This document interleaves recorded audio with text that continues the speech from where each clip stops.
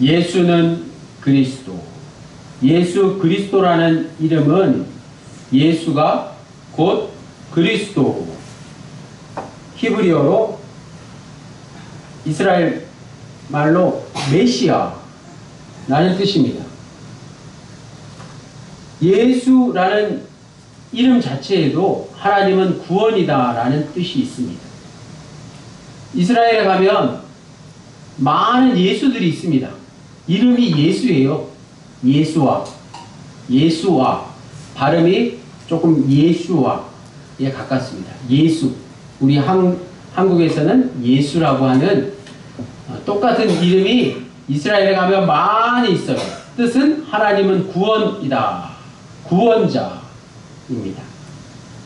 그리스도 역시 헬라어, 이제 그리스어로 크리스토스라고 해서 기름 부음을 받은 자라는 뜻입니다. 지난주 주보를 잘 보시면 이번 주 설교 제목을 어떻게 제가 말씀드렸나요? 예수, 쉼표, 그리스도 이렇게 말씀드렸어요.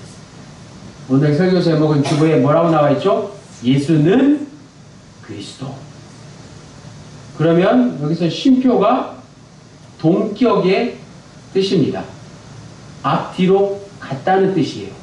예수는 그리스도, 예수는 구원자, 메시아 라는 뜻이에요. 이름에 그 의미가 담겨져 있는 것입니다.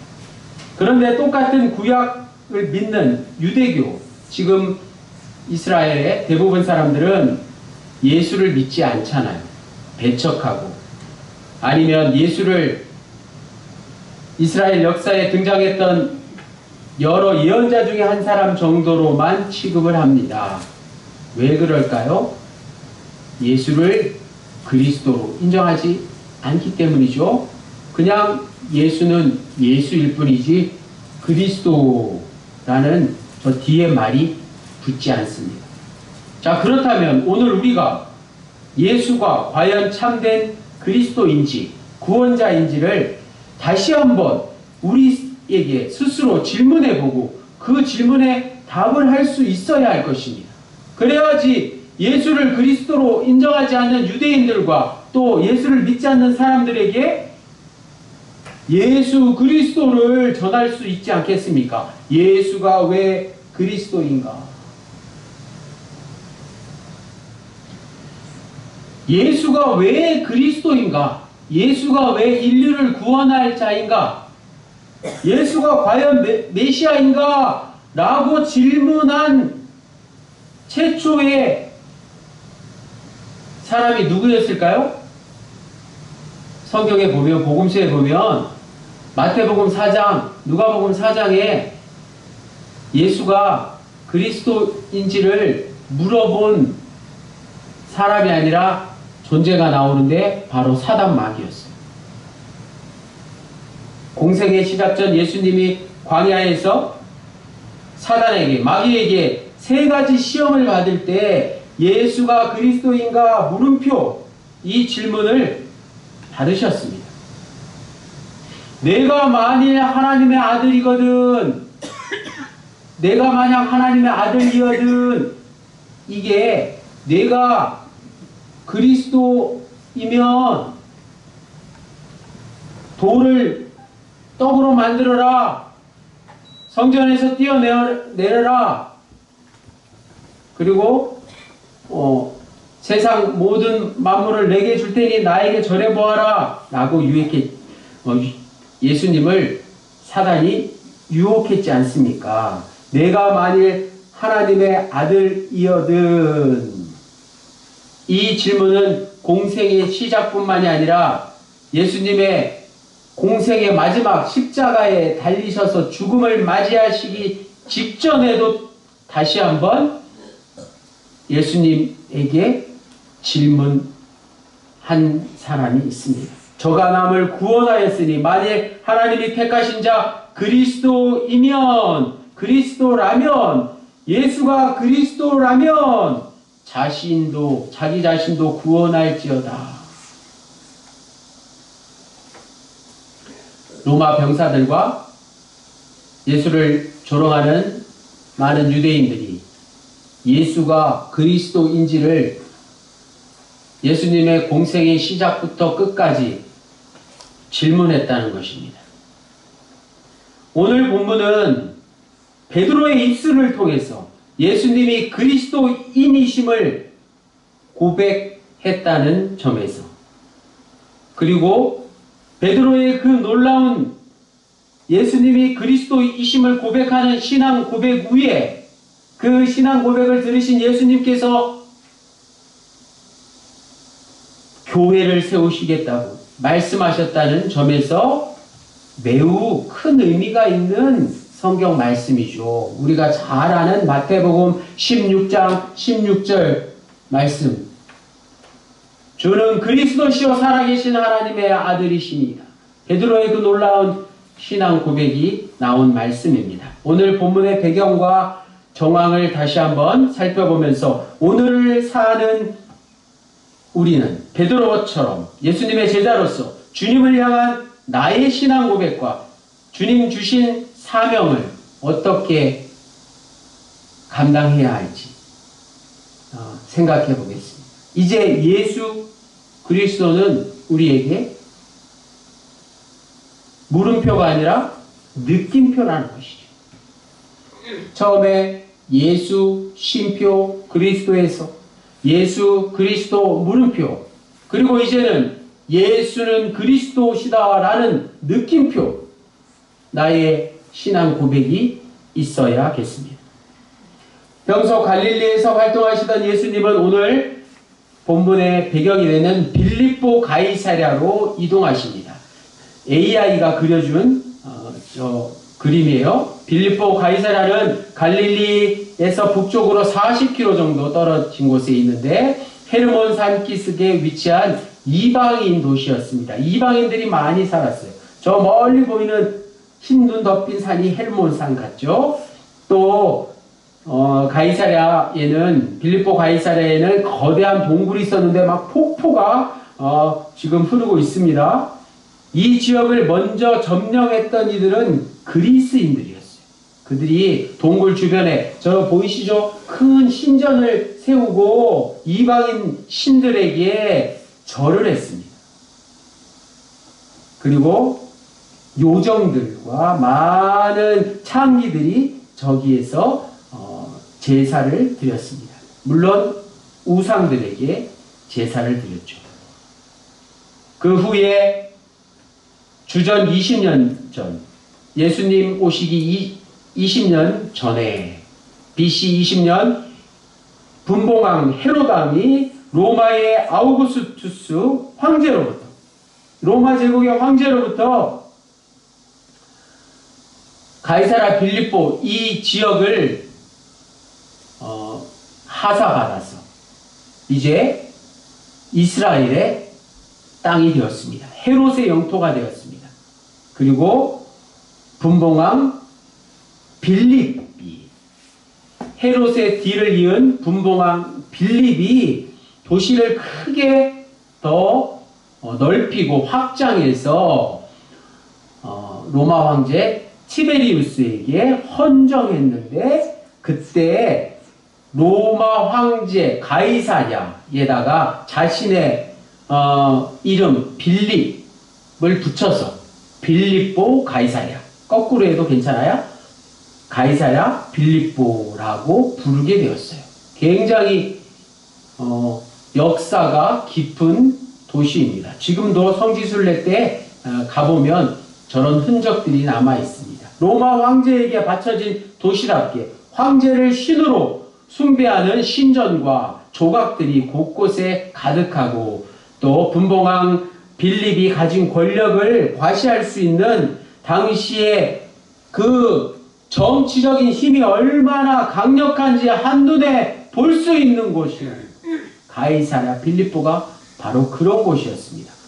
그곳에서 오늘 베드로는 예수님을 그리스도로 고백했습니다. 쉬운 일이 아니었겠죠. 당시 팔레스타인을 분할 통치했던 헤롯 가문의 영토였다는 점만 뺀다면 갈릴리와 빌립보 가이사랴는 전혀 같은 점이, 공통점이 없는 매우 이질적인, 너무 이방인들이 많이 살던 이스라엘의 도시라고는 할 수 없는 그런 곳이었어요. 간혹 나라마다 그런 도시들이 있죠. 외국 사람들이 많이 살면 아무래도 우리나라 같지 않잖아요.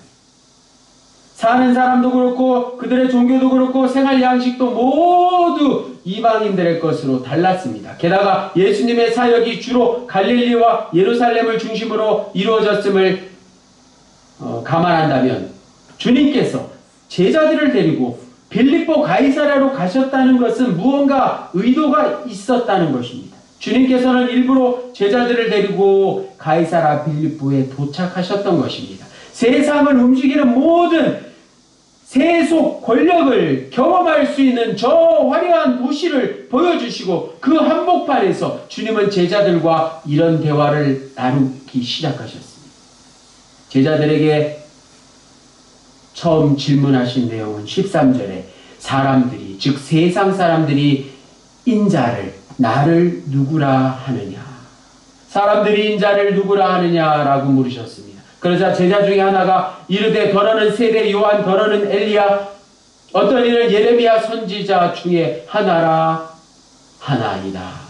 간략하게 말하자면 예수라는 인물이 평범하진 않다는 것입니다. 하나님께서 보내신 사람이라는 것이 세상 사람들의 평가였습니다. 이 대답에 예수님은 15절 말씀에 그렇다면 너희는, 제자들은 나를 누구라 하느냐 라고 다시 한번 구체적으로 물으셨고, 이에 베드로가 나서서 이렇게 대답합니다. 다 함께 금주의 요절 말씀 마태복음 16장 16절을 읽겠습니다. 시작. 시몬 베드로가 대답하여 이르되 주는 그리스도시요 살아계신 하나님의 아들이시니이다. 아멘. 베드로는 주님을 그리스도시요 살아계신 하나님의 아들이라고 고백했습니다. 이게 얼마나 놀라운 고백입니까? 그리스도는 히브리어로 메시아입니다. 단어의 뜻은 기름 부은 자이지만 이스라엘의 역사 속에서 메시아는 하나님이 보내시는 구원을 베푸는 다윗의 자손을 뜻합니다. 평범한 사람과는 구별되는 하나님의 참된 구원을 가져다 줄 이스라엘의 희망이 바로 메시아 아니겠습니까? 그런데 예수는 그리스도라는 사실을 베드로를 비롯한 제자들이 지금 가이사랴 빌립보에 와서 깨달은 것일까요? 아니겠죠. 마태복음 16장이 되어서야 고백하지만 메시아라는 것을 제자들이 지금 깨달은 것은 아니었을 테입니다. 무언가에 홀린 듯이 나를 따르라 하고 예수님이 부르셨을 때 그물을 내려놓고 배를 내려놓고 가족을 등지고 예수님을 따른 제자들 아니었겠습니까? 그 부르심 앞에서도 예수님이 메시아이심을 조금이라도 느꼈을 것이고 보통 사람들이 일으킬 수 없는, 그러나 예수님이 날마다 지속적으로 일으키시는 표적과 이적을 통해서 예수님이 메시아라는 생각이 제자들에게는 강화되었을 것입니다. 사람의 가르침과는 비교할 수 없는 하나님의 말씀에 대한 가르침은 주님께서 하나님의 말씀의 주인이 되신다는 사실을 제자들에게 깨닫게 했습니다. 동시에 베드로의 고백도 쉬운 게 아니었을 것입니다. 당시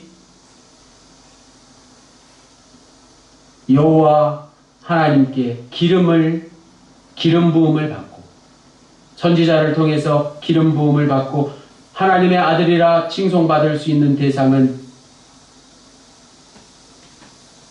황제밖에 없었습니다. 당시 로마 제국의 황제만이 유일한 대상이었습니다. 신으로부터 구원자로 선택받은 사람으로 여겨졌습니다. 아니, 신의 아들로서 신이 내려주는 평화를 로마 팍스나를 전 세계에 인류에 실현할 수 있는 유일한 존재는 로마 황제로 여겨졌습니다. 그런데 베드로는 로마 황제를 버리고 주님을 메시아, 그리스도로 고백했다는 것입니다.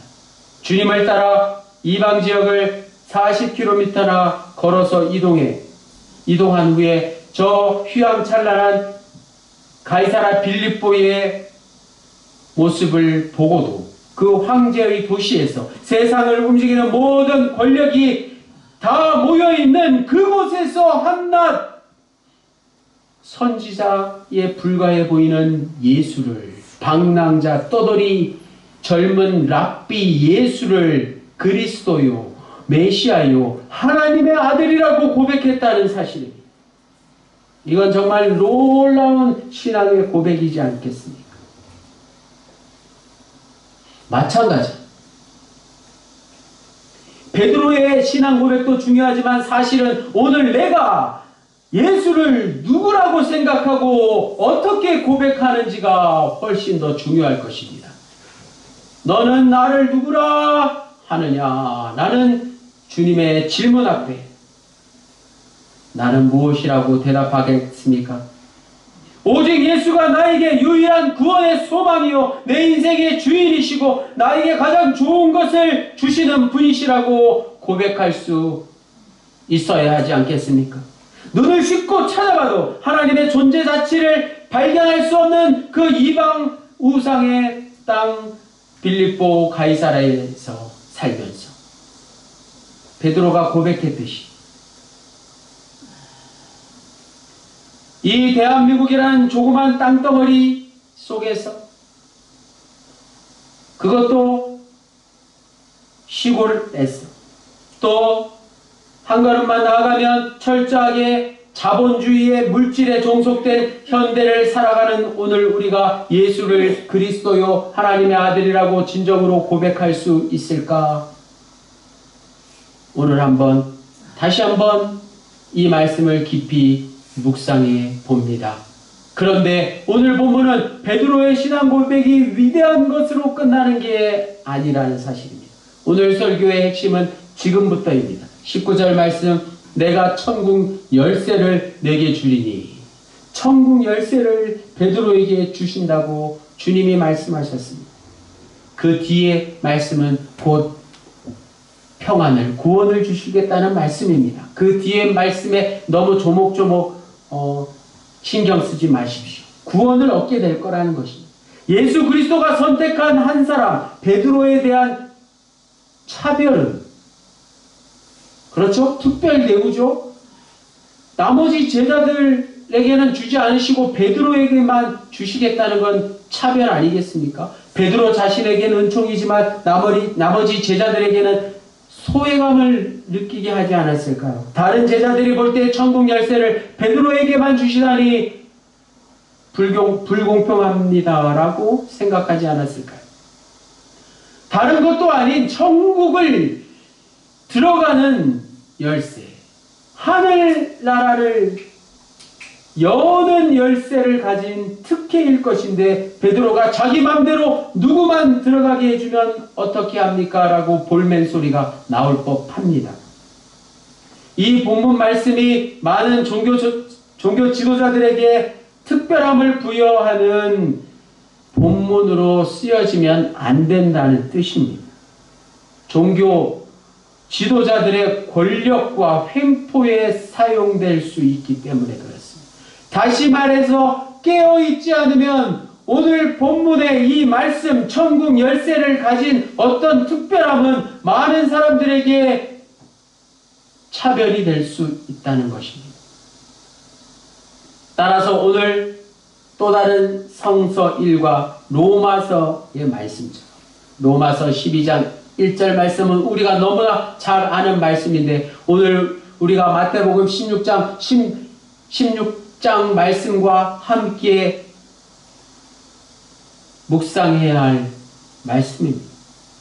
그러므로 형제들아 내가 하나님의 모든 자비하심으로 너희를 권하노니 너희 몸을 하나님이 기뻐하시는 거룩한 산 제사로 드리라. 이는 너희가 드릴 영적 예배니라. 무엇으로 드리라고요? 제물로 드리라는 것이요. 우리 몸을 제물로 바치라는 것입니다. 제물이 무엇인지 잘 아시죠? 스스로 가진 능력을 어떻게 쓸 것인가 대해서 우리는 계속 고민하고 또 조심해야 합니다. 내가 가진 것을, 특별히 내가 가진 어떤 능력을, 고난을 어떻게 사용해야 하는가에 대한 고민이 없으면 우리는 금방 무너지고 마는 것입니다. 그것이 거룩한 산 제물의 의미입니다. 거룩한 산 제물이 되려면 내가 자발적으로 헌신해서 교회 공동체, 즉 하나님 나라의 일꾼들을 먹여야 하는 것입니다. 거룩한 산 제물의 의미가 무엇이라고요? 자발적으로 헌신하여 하나님 나라의 일꾼들을 먹이는 사역입니다. 헌금을 많이 드리라는 뜻이 아닙니다. 거룩한 산 제물은 그저 자신이 받은 것을 나누는 것이기 때문에 남이 더 받거나 남이 더 많은 것을 누린다고 부러워하지 않는 것입니다. 문제 삼지 않는 것입니다.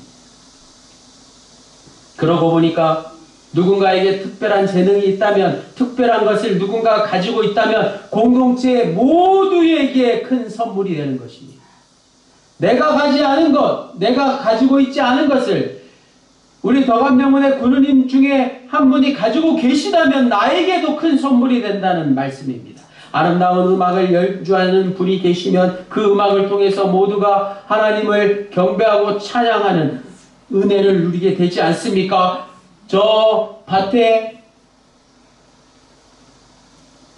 정원을 돌보는 손길이 탁월한 분이 계시면 많은 이들에게 아름다운 꽃을 보게 할 수 있습니다. 누군가를 가르치는 능력이 있는 분이 계시니 그 가르침을 배우는 이들이 분명히 있습니다. 공동체는 이런 기능이 있는 것입니다. 더 나아가서 이게 더 중요합니다. 나는 할 줄 아는 게 아무것도 없어. 나는 아무것도 할 수 없을지라도 우리는 선물을 누릴 수 있다는 사실을 꼭 기억하십시오. 왜 그럴까요? 함께 머무르는 것만으로도 우리는 서로에게 충분히 위로가 되고 꼭 필요한 존재가 되기 때문입니다. 이게 가장 중요한 거예요.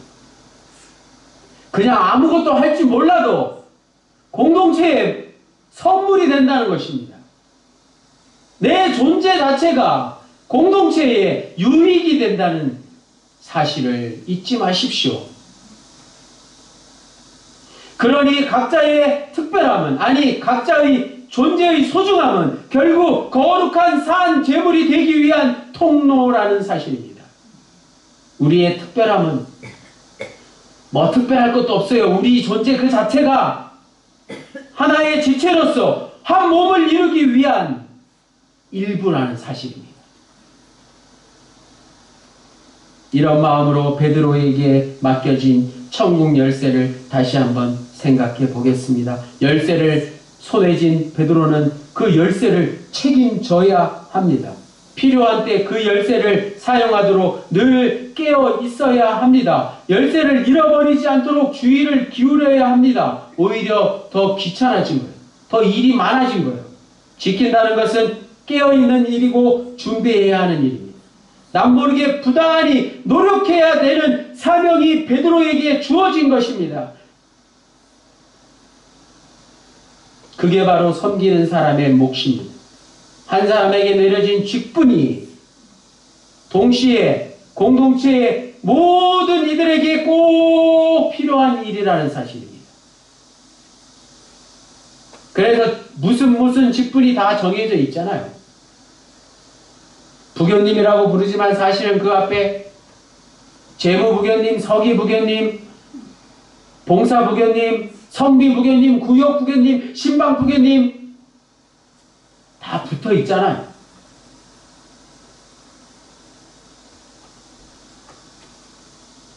게다가 베드로는 모두가 보는 자리에서, 다른 제자들 모두가 보는 자리에서 천국 열쇠를 받지 않았습니까?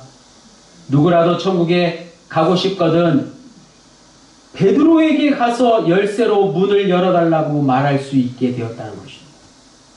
공개적으로 알려졌다는 사실이 중요합니다.